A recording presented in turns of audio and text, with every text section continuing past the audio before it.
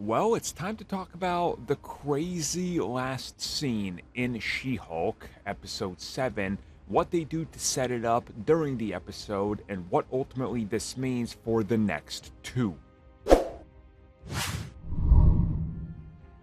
So the opening of episode 7 of She-Hulk is very cheery and happy because we see Jen, that she's finally found somebody that cares about Jen and not just She-Hulk, and wants to be with her.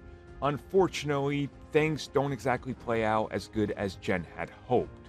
Again, if you guys would like our full thoughts on this, and there's going to be a lot we talk about in regards to this slower episode, our audio commentary will be out, and there's going to be a lot we go over, including theories. But essentially, in this episode, what we see is that Josh, the man she's been dating, that she finally invites into her house and she finally gets comfortable enough with at the beginning of the episode, ghosts her for the rest of the episode. For a good 4 days, he doesn't respond and she gets really worried, and obviously she feels like maybe something's wrong here with him, or what did I do to screw up and all that.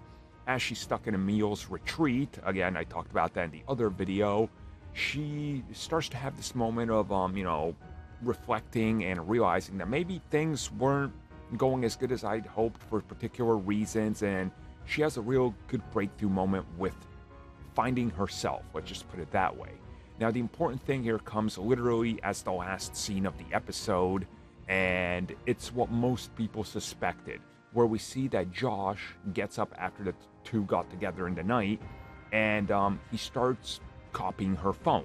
Now we realize that this was all a setup. He was sent here by somebody. Well, that's when the camera decides to show us who exactly he's talking to, and once again, intelligentsia is brought up because he's talking to the Hulk King. And he tells the King he's got what he was here for. The blood sample, the DNA, thumbs up, man. So yeah, another interesting wrinkle in this plot that's unfolding in front of us involving whoever the Hulk King is. Now, obviously, intelligentsia we know has been around for a while in the MCU now, and we know this because, we literally saw that there's files mentioning this all the way back in Age of Ultron with Ulysses Claw. So, again, whoever's behind everything with intelligentsia and whoever wants her blood is clearly very important. Still two candidates here, obviously.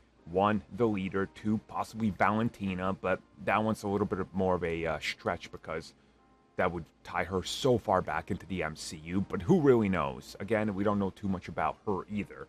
Overall, a great episode, great last scene setting up the ending and the big reveal. So, super excited, and I absolutely love this episode.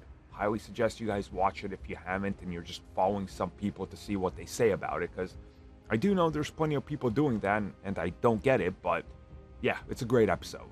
Great ending. A lot of setup.